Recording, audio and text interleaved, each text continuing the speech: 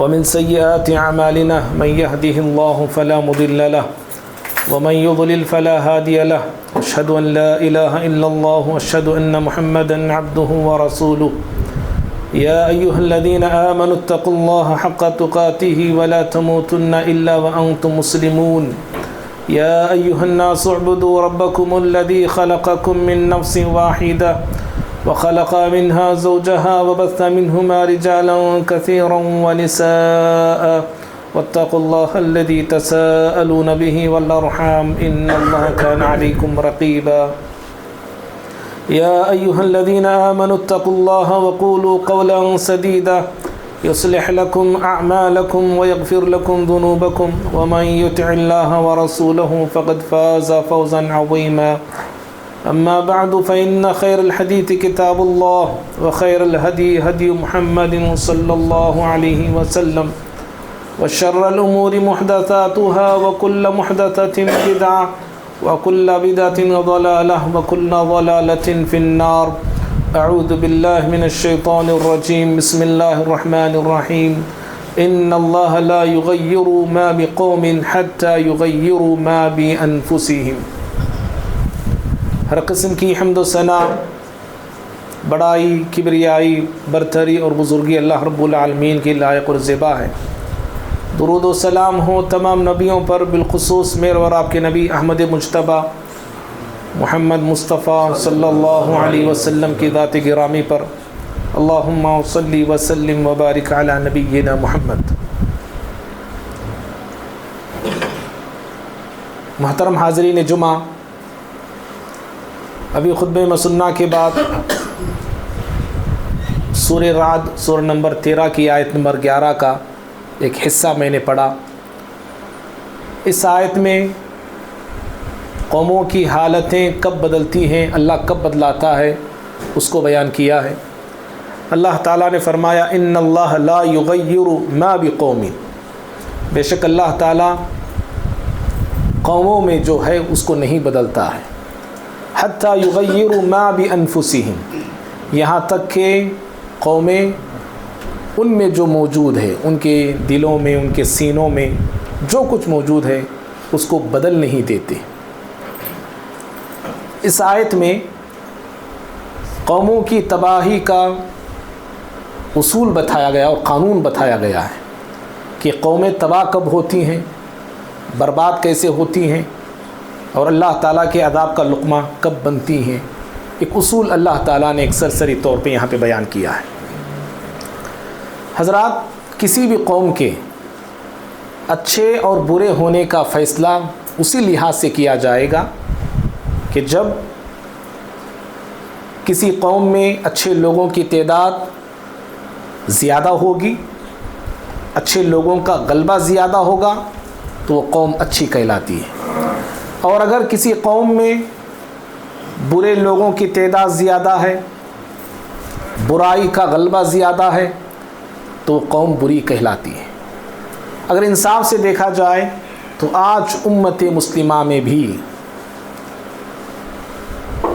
برے لوگ، بے ایمان لوگ، بے دین لوگ، بیکار لوگوں کی کثرت بہت زیادہ ہے.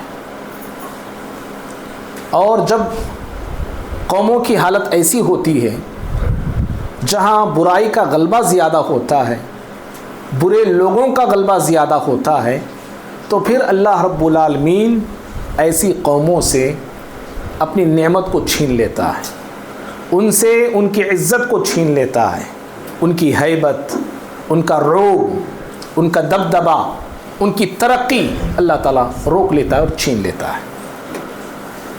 اللہ تعالیٰ فرماتے ہیں قرآن میں فَأَمَّا الزَّبَدُ فَيَذْهَبُ جُفَاءً وَأَمَّا مَا يَنْفَعُ النَّاسَ فَيَمْكُثُ فِي الْأَرْضِ.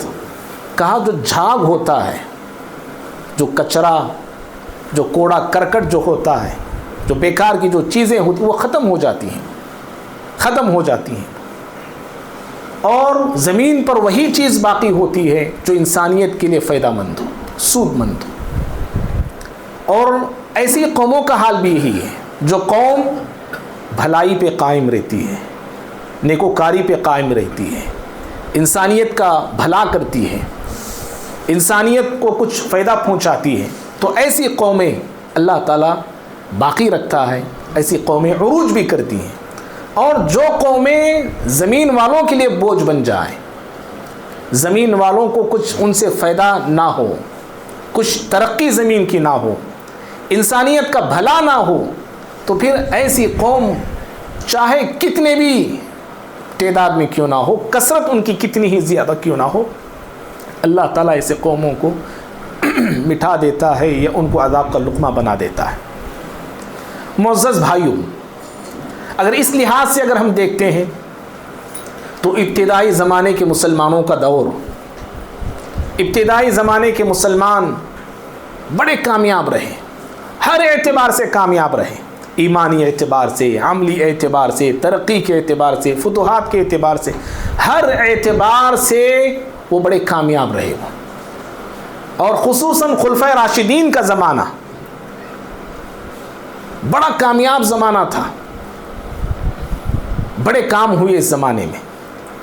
30 سال کی یہ حکومتیں خلفائے راشدین کی، مشرق سے مغرب تک مسلمان 30 سال میں پھیل گئے اور چھا گئے۔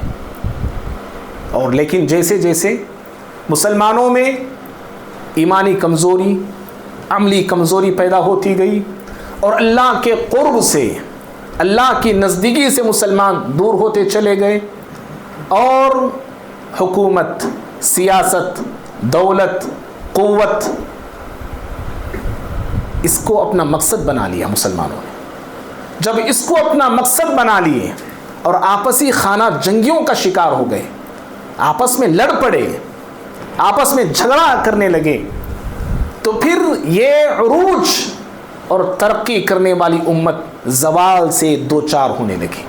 اور یاد رکھیے، تاریخ کا یہ کڑوا سچ ہے یہ، کہ دشمن سے پہلے امت کو، امت مسلمہ کو نقصان پہنچا تو اپنے ہی لوگوں سے پہنچا ہے، اپنے ہی مسلمانوں سے پہنچا ہے۔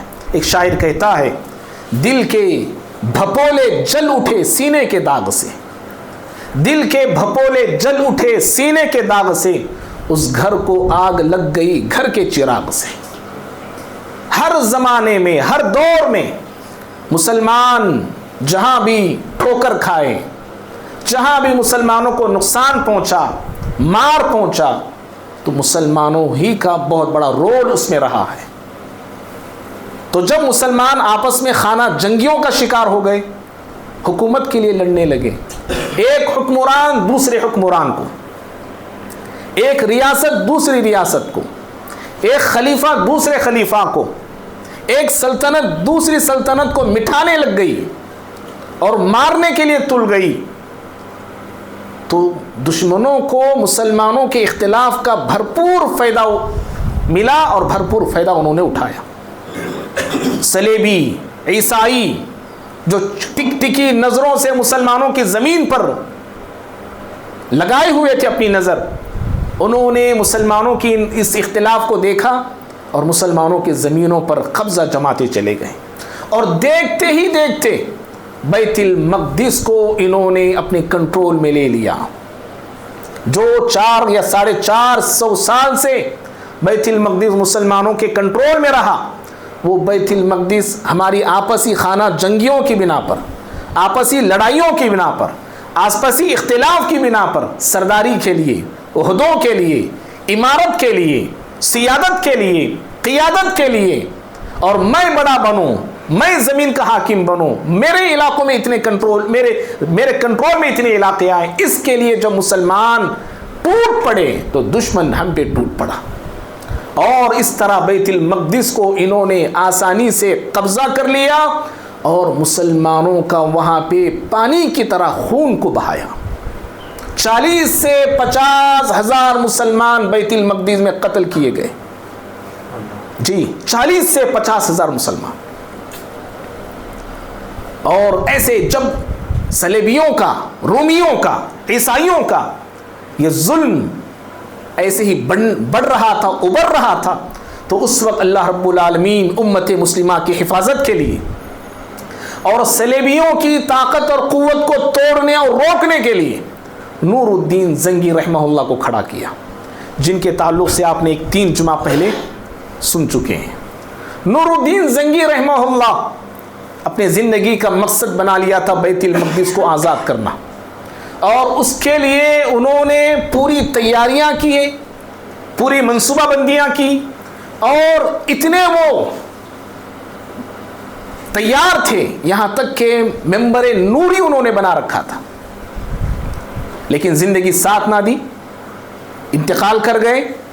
تو پھر ان کے مقصد کو لے کے آگے بڑھنے والے، مسلمانوں کی حفاظت کرنے والے، بیت المقدس کے لیے دن اور رات کوشش کرنے والے، صلیبیوں کے ظلم سے امت مسلمہ کو بچانے والے، اور صلیبیوں کی نیندوں کو حرام کرنے والے سلطان صلاح الدین ایوبی رحمہ اللہ تھے۔ نور الدین زنگی اپنی زندگی ہی میں سلطان صلاح الدین رحمہ اللہ کو ان کے چچا کے ساتھ مصر کی طرف روانہ کرتے ہیں۔ چچا ان کے گورنر تھے، لیکن بہت جلد سلطان صلاح الدین ایوبی رحمہ اللہ مصر کے گورنر بنتے ہیں۔ آپ کی تربیت تو بچپن ہی میں ہو چکی تھی، دینی تربیت بھی، عسکری تربیت بھی۔ 6 سال کی عمر میں انہوں نے قرآن کو حفظ کر لیا تھا، اور علوم حدیث کو پڑھا تھا، فقہ کو پڑھا تھا، اور جنگ کے سارے حربے انہوں نے سیکھ چکے تھے۔ تو 18 یا 19 سال کی عمر میں مصر یہ آتے ہیں یہ، اور جب مصر آئے اور آگے چل کے گورنر بنے، تو انہوں نے اپنے اس مشن کو آگے بڑھانے کے لیے کئی ایک لوگوں کو اپنے پاس رکھا تھا، خاص لوگوں کو جو بڑے ذہین ہوا کرتے تھے۔ ان میں سے 2 نام جو بڑے ہائی لائٹ ہیں، ایک علی بن سفیان آتا ہے، ایک بہاؤالدین شداد قاضی جو تھے، اس زمانے کے بڑے ٹاپ عالم تھے، فاضل تھے، قاضی تھے، اور مدرسہ نظامیہ بغداد میں ایک سلجوقی دور میں سلجوقی وزیر نظام الملک نے ایک مدرسہ قائم کیا تھا۔ بڑے اونچے پیمانے پر یہ مدرسہ چلتا تھا، بڑے اونچے پیمانے پر۔ اس مدرسے کے فارغ التحصیل تھے بہاؤالدین شداد، بڑے ذہین، بڑے چالاک، بڑے دور اندیش۔ ان کی دور اندیشی، ان کی بصارت، ان کی بصیرت کو دیکھ کر، ان کی چالاکی کو دیکھ کر سلطان نے ان کو اپنے پاس انوائٹ کیا اور انہیں اپنے پاس رکھا۔ اور یہ دونوں اتنے چالاک تھے، ان کی آنکھیں اسکینر کے مانند تھیں، جی، انسان کو دیکھ کے بہت جلد پڑھ لیتے تھے، بھانپ لیتے تھے اور پہچان لیتے تھے۔ اور اللہ رب العالمین نے صلاح الدین ایوبی کو ایسے لوگ عطا کیا، اور ان لوگوں کے ذریعے صلاح الدین ایوبی رحمہ اللہ بس آگے بڑھتے چلے گئے، آگے بڑھتے چلے گئے۔ حضرات، بہاؤالدین شداد جو ان کے خاص وزیر بھی تھے، مشیر بھی تھے، بہت کچھ باتیں یہ خود سلطان صلاح الدین ایوبی رحمہ اللہ کے بارے میں کہتے اور لکھتے ہیں، کتاب ہی انہوں نے لکھ دی، جو کچھ انہوں نے اپنی آنکھوں سے دیکھا تھا۔ یہ کہتے ہیں کہ اللہ تعالیٰ نے سلطان کو غیر معمولی ذہانت عطا کیا تھا، غیر معمولی ذہانت۔ سوچئے 6 سال کی عمر میں قرآن کو حفظ کرنا کوئی معمولی بات ہے؟ آج تک میں اور آپ نہیں کر سکے، بہت سارے لوگ نہیں کر پاتے ہیں، معمولی بات نہیں ہے۔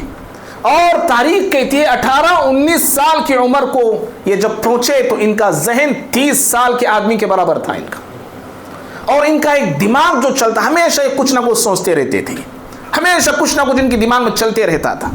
اور بہاؤالدین شداد جو ان کے وزیر ہیں، وہ کہتے ہیں کہ ان کا دماغ ایک یونیورسٹی کے مانند تھا ایک، اور یہ اپنا پلان، اپنا منصوبہ یہ کسی پہ ظاہر نہیں کرتے تھے۔ سلطان، میں صرف سلطان بولتے جا رہا ہوں، میں پورا نام نہیں بولوں گا، آپ پہچان لینا، سلطان صلاح الدین یہاں پہ وہ مراد ہیں۔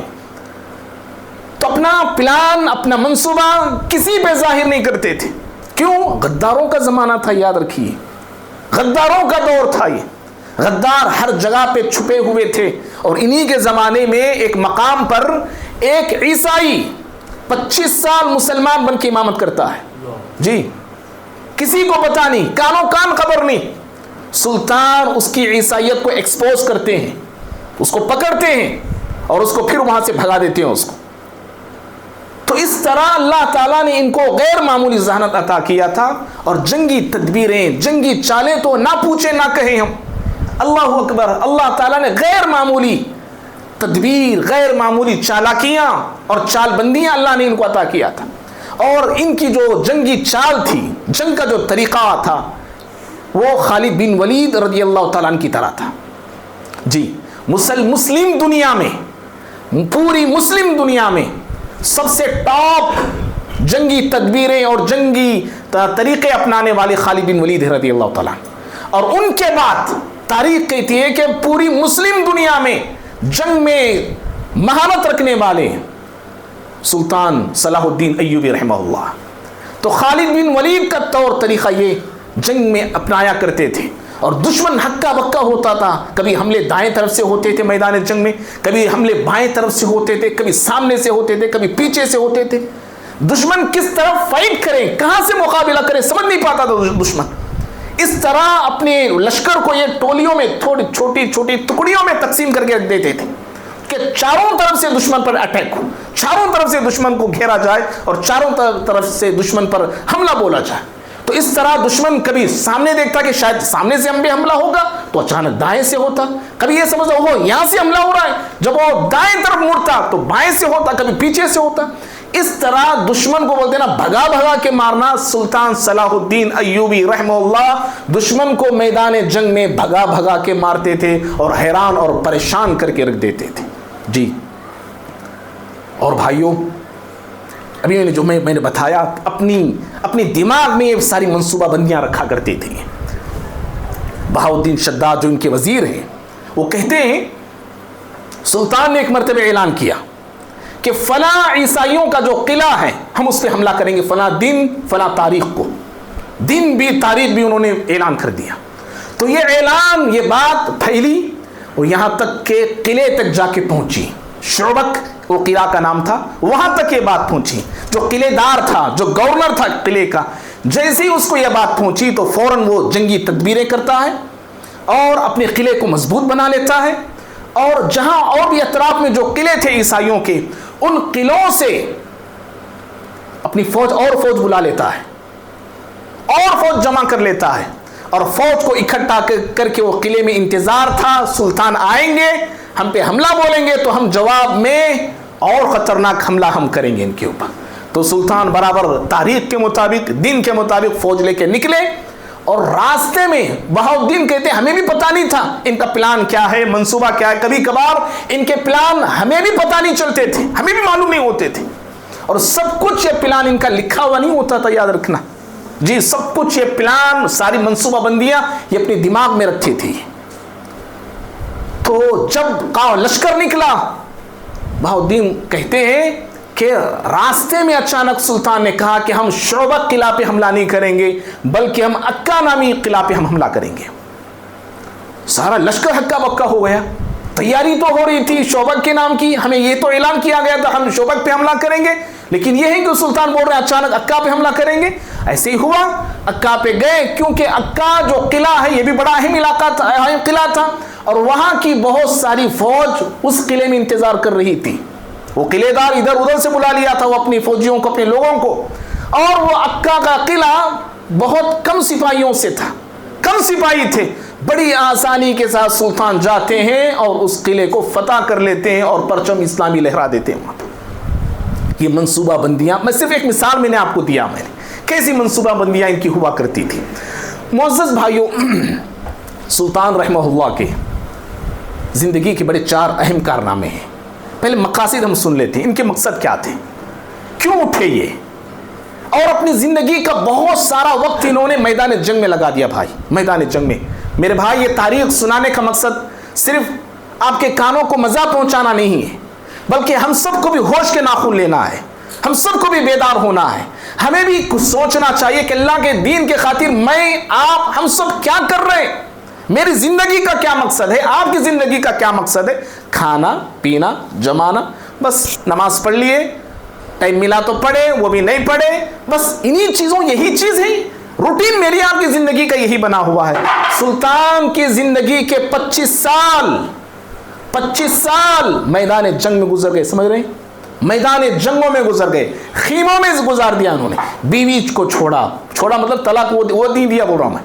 بیویوں سے دور رہے، بچوں سے دور رہے، گھر بار سے دور رہے، زمین اپنے وطن سے دور رہے، اور اپنی زندگی کے کئی اوقات انہوں نے میدان جنگ میں دشمنوں کا صفایا کرنے کے لیے اور مقصد بنایا تھا اللہ کے گھر مسجد الاقصی کو آزاد کرنا ہے. بس ہنستے نہیں تھے یہ، مسکراتے نہیں تھے یہ، چین سے سوتے نہیں تھے یہ، چین سے بیٹھتے نہیں تھے یہ. لوگوں نے ان سے پوچھا آپ کبھی مسکراتے نہیں، کبھی آپ ہنستے نہیں؟ آپ سلطان کا جواب سن کے جانا اللہ کے بندو. انہوں نے کہا میں کیسے ہنسوں، میں کیسے مسکراؤں، میں کیسے آرام سے سوؤں، میں کیسے اچھی طرح کھاؤں، جبکہ اللہ رب العالمین کا گھر، مسلمانوں کا پہلا قبلہ بیت المقدس ناپاک صلیبیوں کے ہاتھ میں ہے. میں کیسے آرام سے سو سکتا ہوں اور میں کیسے ہنس سکتا ہوں جبکہ اللہ کا گھر ان کے قبضے میں ہے. کبھی یہ فکر ہمیں بھی آئی ہے؟ وہ بڑے پیمانے پہ نہیں تو یہ چھوٹے پیمانے پہ کبھی ہم نے ایسا سوچا ہے؟ کبھی اپنی قوم کے لیے، اللہ کے دین کے لیے، دعوت کے لیے؟ یہ سوچ اور ان میں اور ہم میں جو فرق ہے نا، انہی چیزوں کا فرق ہے. مجھے آپ کو بچپن سے ہمارا معاشرہ،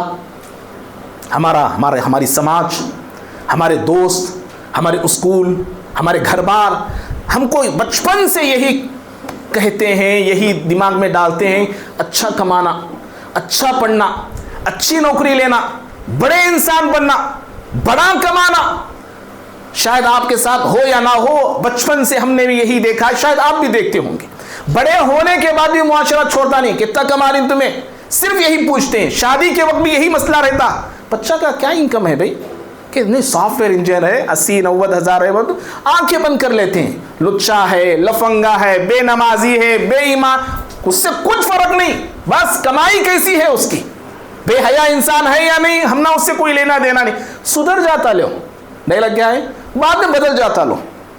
نمازی نہیں، ہم بنا لیتے لو، انہیں خود نمازی نہیں بنا لیتا ہے. اس کی بچی بے نمازی ہے اور نمازی بنا دو، داماد کو بولتے ہیں. اللہ کے بندو، یہ معاشرہ ہمارا ہے. اللہ رحم کرے، اللہ ہم سب کی اصلاح فرمائے. تو سلطان نے یہ مقصد اپنا بنا رکھا تھا.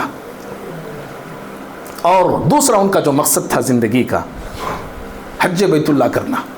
جی، الحج بیت اللہ ادا کرنا، اللہ کے گھر حج بیت اللہ کو جانا حج کے لیے، یہ ان کا ارادہ تھا.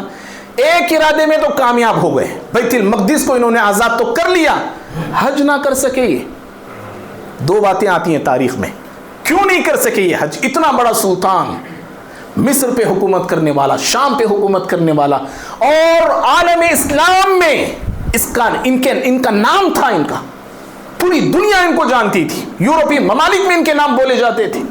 اور آگے چل کے جب سلطان نے بیت المقدس کو آزاد کیا تو اب یورپ سے لگ بھگ 2-2.5 لاکھ کا لشکر آتا ہے. بیت المقدس کو آزاد کرنے کے بعد 2-2.5 لاکھ کا لشکر آتا ہے.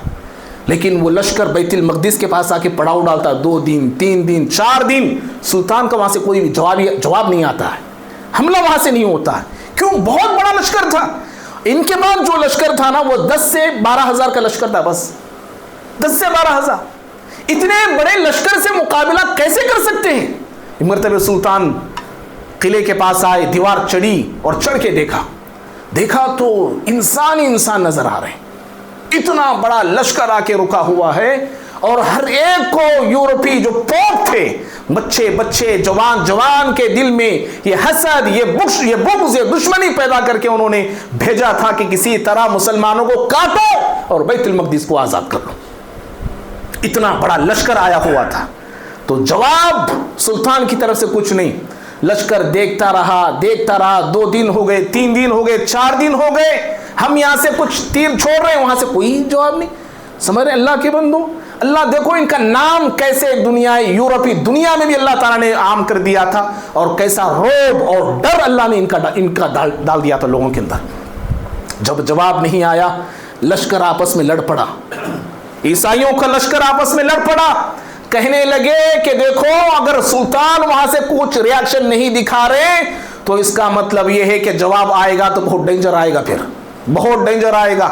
یہ خاموشی جو چھائی ہوئی ہے بہت بڑے طوفان کی طرف اشارہ کر رہی ہے. یہ خاموشی، وہ آپس میں ڈسکس کرنے لگے. ایسا کرتے ہیں، نکلتے ہیں یہاں سے.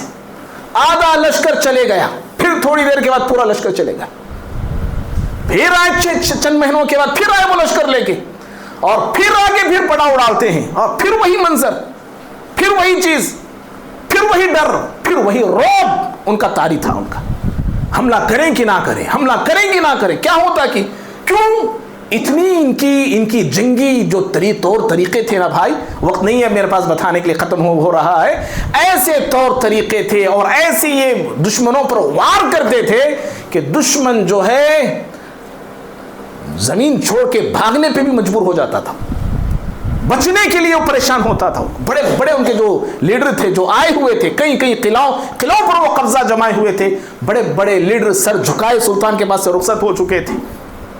تو بہرحال یہ ان کا مقصد زندگی کا حج بیت اللہ ادا کرنا، ادا نہیں کر سکے۔ کیوں؟ دو باتیں ان کی آتی ہیں ان کی زندگی کی۔ پہلی بات تو یہ، اتنی دولت ان کے پاس نہیں تھی، جی اتنا بڑا سلطان ہے، دولت نہیں ان کے پاس، دولت نہیں تھی۔ اگر آپ حیران ہوں گے میں اگر یہ بات بولوں، حالانکہ اینڈنگ میں مجھے بولنا تھا، وقت بھی ہو رہا ہے، جب یہ انتقال کر گئے، سونے کا ایک سکہ انہوں نے چھوڑا ترکے میں، ایک دینار اور 40 پر یا 20 پر 7 درہم چھوڑے چاندی کے، بس کوئی زمین نہیں، کوئی مکان نہیں، کوئی جائیداد نہیں، دولت نہیں تھی، حج نہ کر سکے۔ اور دوسری چیز جو بتائی جاتی ہے، فرصت نہیں تھی، اتنے بزی اور اس طرح جنگی میدان میں مبتلا تھے، ہر دن کچھ نہ کچھ سازشیں، ہر دن کسی نہ کسی جنگ کی تیاری ہوتی تھی۔ حج بیت اللہ کے لیے انہیں وقت نہ مل سکا جانے کے لیے اور کرنے کے لیے۔ معزز بھائیوں، آخری 5 منٹ، سلطان کے زندگی کے 4 بڑے کارنامے ہیں، 4 کارناموں کی طرف اشارہ کر کے بات ختم کرتا ہوں۔ سب سے پہلا بڑا کارنامہ یہ ہے کہ سلطان نے جب مصر کے گورنر بنے تو مصر میں عقائد کا بہت بڑا بگاڑ تھا، لوگوں کے عقیدے بگڑے ہوئے تھے، اور سلطان سے پہلے، گورنر وہاں بننے سے پہلے شیعوں کی یہاں پہ حکومت تھی 200 سال۔ تو اس طرح یوں کہیے مصر میں شیعت کا غلبہ تھا، اگرچہ نور الدین زنگی رحمہ اللہ نے مصر کو فتح کر لیا، مصر کو اپنے آپ میں لے لیا، اپنے کنٹرول میں لے لیا تھا، لیکن شیعیت کا غلبہ تھا، عقائد شیعہ کے تھے۔ صحابہ کرام کے تعلق سے دیواروں پہ گالیاں لکھی گئی تھی، ان کے گھروں کے دروازوں پہ گالیاں لکھی جاتی تھی، حضرت عائشہ پہ رضی اللہ تعالیٰ عنہ، حضرت ابو بکر، حضرت عمر، حضرت عثمان رضی اللہ تعالیٰ عنہم اجمعین، ایسے دیگر صحابہ کے خلاف دیواروں پہ، گلیوں پہ، روڈوں پہ لکھا ہوا ہوتا تھا کھلم کھلا۔ تو بالکل عقائد کا ایک بہت بڑا بگاڑ تھا۔ جب وہاں گورنر بن کے آپ پہنچے تو وہ بہت بڑا کام آپ کے سامنے تھا، انسانیت کے عقائد کی اصلاح کرنا۔ یاد رکھیے، صرف زمینوں کو فتح کرنا یہ کمال نہیں، ملکوں کو فتح کرنا یہ کمال نہیں، انسانوں کے دلوں کو بھی فتح کرنا چاہیے۔ صحابہ کی یہی خوبی ہے، وہ صرف علاقے فتح کرتے چلے نہیں گئے، ملکوں پر ملک کو فتح کرتے چلے نہیں گئے، بلکہ زمینوں کے ساتھ، علاقوں کے ساتھ، قلعوں کے ساتھ، شہروں کے ساتھ، ملکوں کے ساتھ انسانوں کے دلوں کو بھی وہ فتح کرنے کا ہنر جانتے تھے۔ ہم دونوں ہنر نہیں جانتے، معاف کرنا، دونوں ہنروں سے ہم جو ہے کورے ہیں، اللہ معاف کرے۔ تو بہت بڑا کام ان کے سامنے تھا، اس کے لیے انہوں نے مصر کی گلی گلی میں، مسجدوں میں مدرسوں کا ایک جال بچھا دیا، انہوں نے مدرسوں کا جال انہوں نے بچھایا۔ یاد رکھیں، مدرسوں کا نظام یہ اب کا نہیں ہے، یہ سمجھ رہے ہیں، یہ بہت پرانا ہے۔ یہ پیارے نبی صلی اللہ علیہ وسلم مدینہ پہنچے تو آپ اپنی مسجد نبوی کو مدرسے میں کنورٹ آپ نے کیا، مدرسہ چلتا تھا ایک اصحاب الصفا کے نام سے، اور بعد میں آگے چل کے امت مسلمہ نے اس کو عروج دیا۔ بنو امیہ کے زمانے میں مدرسوں کا نظام تھا، اور ہاسٹل کا زمانہ نہیں تھا پہلے، باقاعدہ ہاسٹل کا دور جو ہے، جو بھی میں نے جو نام لیا مدرسے نظامیہ، ہاسٹل کا ایک سسٹم جو اس مدرسے نظامیہ میں لایا گیا۔ بہرحال بھائی، تو عقائد کی اصلاح انہوں نے کی، مدرسے قائم کیے، علماء کی ایک بہت بڑی ٹیم انہوں نے جمع کیا، اور اس طرح لوگوں کے عقیدے کی اصلاح کی فکر یہ کرتے رہے، اور لوگوں کے عقیدے کا جو بگاڑ تھا اس کو دور انہوں نے کیا۔ پہلا کارنامہ ان کا۔ دوسرا کارنامہ، امت کو متحد رکھنے کی کوشش انہوں نے کی۔ امت مسلمہ کو، جو نور الدین زنگی رحمہ اللہ کی کوشش تھی کہ ساری امت ایک ہو جائیں اور ایک رہیں، تبھی ہم دشمنوں سے مقابلہ کر سکتے ہیں، وہی کام امت کو جوڑ کے رکھنے کا سلطان صلاح الدین ایوبی رحمہ اللہ بھی کیا کرتے تھے اور کہتے تھے اتحاد ہماری قوت ہے، اتحاد ہماری طاقت ہے، اور اتحاد سے اور متحد ہو کر ہی ہم دشمنوں سے مقابلہ کر سکتے ہیں۔ اور قرآن کی یہ نصیحت ہے بھائی، وَلَا تَنَازَعُوا فَتَفْشَلُوا وَتَذْهَبَ رِيحُكُمْ، قرآن نے کہا آپس میں لڑو مت، جھگڑو مت، ورنہ کمزور پڑ جاؤ گے، کمزور پڑو گے اور تمہاری ہوا اکھڑ جائے گی، ہوا اکھڑ جائے گی، کہا اللہ نے۔ جب ہوا ہی آپ کی گاڑی میں نہیں ہوگی تو گاڑی آپ کے لیے بوجھ بن جائے گی، چل نہیں پائے گی۔ ایسی ہی امت مسلمہ کی اگر ہوا اکھڑ جائے تو یہ امت کسی کام کی نہیں رہے گی، نہ اپنے لیے فائدہ دے گی، نہ دوسروں کو فائدہ پہنچا سکے گی۔ قرآن کی یہ نصیحت ہے۔ تو اختلاف دیکھو ہوتا ہے، کسی بات پہ مجھ سے، آپ سے، ہم سب سے ہوتا ہے، ہر ایک کی ذہنیت الگ، سوچ الگ، انداز الگ، سوچنے کی فکر الگ، ہر ایک کے الگ الگ ہے، لیکن اختلاف افتراق نہیں بننا چاہیے، اختلاف افتراق نہیں، گروہ بندیاں نہیں ہونا چاہیے، پارٹیاں نہیں ہونا چاہیے۔ اور اختلاف ہوتے کب ہے؟ جب میں اپنی سوچ کو آپ کی سوچ بنانا چاہوں، اپنی عقل کو میں آپ کے دماغ میں ٹھوسنا چاہتا ہوں، میں اپنے دلائل کو میں آپ پر منوانا چاہتا ہوں، منوانے کا نہیں، آپ کے پاس بھی دلائل ہوں گے، ہمارے پاس بھی دلائل، آپ کی بھی عقل، ہماری بھی عقل، سب کے سوچ الگ الگ ہے۔ جب یہ سوچ کا انداز، جب آدمی ایک کرنا چاہتا ہے کہ میں جیسے سوچوں ویسے سوچنا، جیسے میں بول رہا ہوں ویسے ہی بولنا، پھر یہاں سے اختلافات آتے ہیں۔ چلیے اختلاف اگر ہوتے بھی ہیں تو افتراق کی نوبت نہیں آنا چاہیے۔ یہ دوسرا کام تھا سلطان کا۔ اور تیسرا کام تھا سلطان کا، جنگی یا جہاد کا شوق اور جذبہ لوگوں میں پیدا کیا انہوں نے۔ آپس میں امت جو لڑ رہی تھی نا، سالوں سے لڑ رہی تھی، سالوں سے بھائی۔ عباسی جو دور گزرا ہے نا، کتنے سو سال کا، لگ بھگ 550 600 سال یا 550 سال بھی اگر آپ لے لیتے ہیں، اتنی بڑی حکومت تھی ان کی۔ تاریخ کہتی ہے کہ صرف 10 عباسی بادشاہوں کا زمانہ عروج کا زمانہ تھا، صرف 10۔ 30 پر 7 خلفاء گزرے ہیں، 30 پر 7 بادشاہ عباسی حکومت میں، صرف 10 بادشاہوں کا زمانہ عروج کا زمانہ، اور باقی 20 پر 7 بادشاہوں کا زمانہ زوال کا زمانہ کہتے ہیں، ڈاؤن ہونے کا زمانہ۔ سمجھ رہے؟ ہاں اس میں اچھے تھے، نیک تھے، متقی تھے، پرہیزگار تھے، وہ ساری چیزوں الگ ہے وہ، لیکن امت اس طرح آپس میں لڑنے لگی، جھگڑنے لگی، تو پھر جذبہ جہاد ختم ہو گیا۔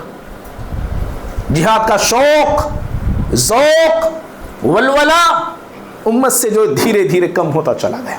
تو اس کے لیے انہوں نے، سلطان نے لوگوں کے اندر جہاد کی روح کو پھونکا، لوگوں کو بتایا کہ دیکھو دشمن ہماری زمینوں پہ آیا ہے، مرنے کے لیے تیار ہے، مارنے کے لیے تیار ہے، اور ہم کیا کر رہے ہیں؟ ہم آپس میں لڑ رہے، آپس میں جھگڑ رہے۔ ہمیں بھی ایک ہونا ہے اور اللہ کے دین کی سربلندی کے لیے ہمیں بھی لڑنا ہے۔ تو اس طرح انہوں نے شوق جہاد کو پیدا کیا، اور یہ خود بھی ایسے ہی تھے۔ بہاؤالدین کہتے ہیں کہ ان کے رگ رگ میں جہاد کا شوق تھا، جہاد سے محبت تھی جی، اور ہمیشہ وہی سوچتے تھے، وہی، اور ویسے ہی لوگوں سے، ویسے ہی لوگ اس سے تعلقات رکھتے تھے جو اللہ کے گھر کی آزادی کے لیے فکر کرتے ہوں، باتیں کرتے ہوں، سوچتے ہو، ایسے لوگوں کو تلاش بھی کرتے تھے اور ایسے لوگوں کو اپنے قریب بھی رکھتے تھے۔ تو یہ تیسرا کام تھا۔ اور چوتھا جو بڑا کارنامہ ہے سلطان کا، وہ ہے بیت المقدس کو آزاد کرنا۔ حضرت عمر بن خطاب رضی اللہ تعالیٰ کے دور خلافت میں بیت المقدس آزاد تو ہوا، 400 ساڑھے 400 سال تک مسلمانوں کے قبضے میں رہا، صرف 90 سال کے لیے عیسائیوں کے قبضے میں چلا گیا۔ اور 90 سال کے اس عرصے میں اللہ تعالیٰ نے جس کو یہ سنہرا موقع عطا کیا بیت المقدس کو آزاد کرنے کے لیے، وہ سلطان صلاح الدین ایوبی رحمہ اللہ تھے۔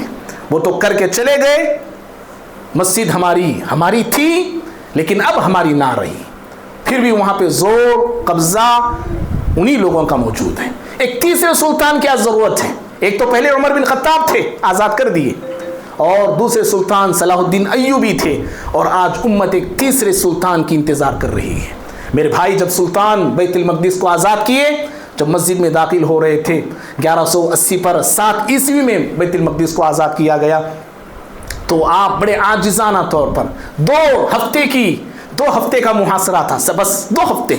بیت المقدس کو آزاد کرنے سے پہلے بڑی خطرناک خون ریز جنگ ہوئی ہے، وقت نہیں ہے وہ جنگ کو بتانے کے لیے۔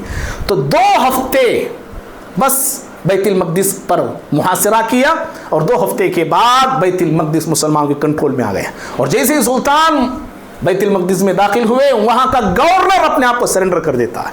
اور جب وہ داخل ہو رہے تھے نا وہ منظر بڑا قابل غور ہے. وہ پیارے نبی صلی اللہ علیہ وسلم جب مکہ کو فتح کیا تو فتح ہونے کے بعد آپ اونٹنی پہ سوار تھے, زرہ آپ پہنے ہوئے تھے, خود آپ پہنے ہوئے تھے, اور آپ اپنی گردن کو جھکائے اونٹ پہ بیٹھے, گردن کو جھکائے, آپ کی ٹھڈی وہ اونٹ کے جو کجاوا ہوتا ہے اس پہ لگ رہی تھی. اس قدر آپ عاجزانہ طور پہ اپنے گردن کو جھکائے مکہ المکرمہ میں پیارے نبی صلی اللہ علیہ وسلم داخل ہوتے ہیں. وہی انداز اپناتے ہوئے صلاح الدین ایوبی رحمہ اللہ بیت المقدس میں داخل ہوتے ہیں, اپنی گردن کو جھکائے, یہاں تک کہ ان کی گردن ان کے گھوڑے پہ لگ رہی تھی. اسی انداز کو اپناتے ہوئے, آنکھوں سے آنسو بہاتے ہوئے, روتے ہوئے مسجد میں داخل ہوتے ہیں.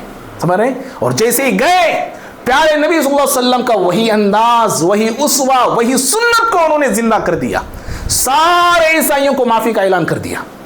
جیسے پیارے نبی نے مکہ میں معافی کا اعلان کیا تھا, سب کو معاف ہے, سب کو معاف ہے. ہاں فلاں کو صرف 4-5 لوگوں کا آپ نے نام لیا, سب کو آپ نے عام معافی کا اعلان دے دیا جیسے پیارے نبی صلی اللہ علیہ وسلم نے دیا تھا.